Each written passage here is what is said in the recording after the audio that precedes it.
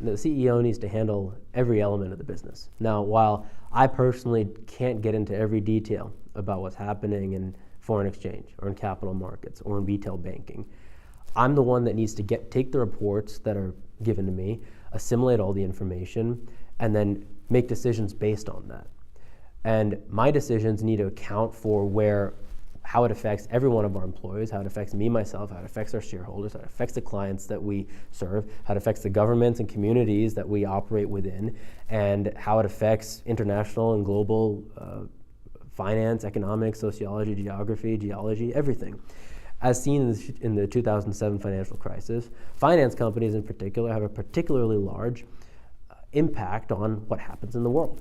And I need to be cognizant of that with every decision that I make. Now, these are some of the things that weigh on my head when I'm sitting in my office, when I'm driving my car, when I'm sitting at home and trying not to think about work. These things weigh on me. So in order to make sure that I'm making sound and good decisions, I normally run them by each of my advisors. And they all give me a different opinion because I've hired advisors of very diverse background and diverse lines of thinking. Some people are more worried, some people are more optimistic, some people are more liberal, some people are more conservative, and they all tell me different things. And can you imagine how maddening that is?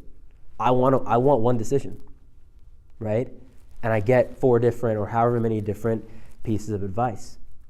It's my job to come up with the one decision, to take every element and shade, piece it all together with all the things that I just mentioned, and make the decision that's going to be best for each of those things. And there's an element of push and pull. Sometimes what's best for the customers is not what's best for the shareholders, and vice versa. Sometimes what's best for us is not what's best for the government and economy at large. And I need to weigh and balance those factors and then make the appropriate decision.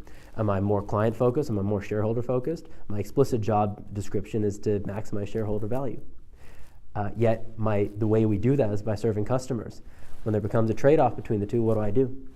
It's my job to figure out what to do and how to handle that. Now, normally, the way we maximize shareholder value is by serving the customers. It's the customers are the people that we get money from, right? We do that by servicing them well. So, but nonetheless, there are trade-offs to be made at times, and I have to figure out what to do. Similarly, where we fit in the larger scheme, I need to figure that out too. So, the best leader is the one who figures out how to make that happen in the long run.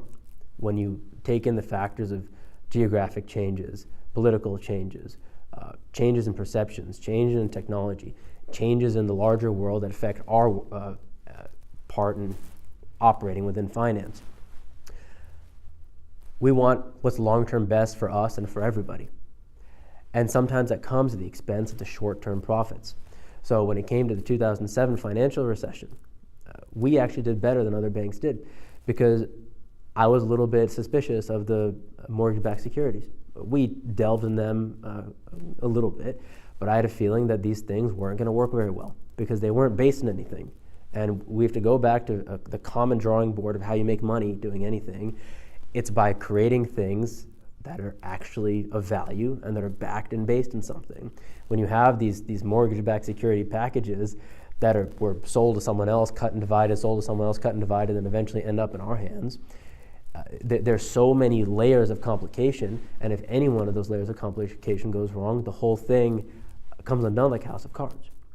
Being aware of this from the universal principle that you need to actually have something backing what you're doing, we were more cautious about it. And as a result, we fared better through the recession than other companies did. And as a result, we're doing strong and rolling well today because of a good decision we made a long time ago.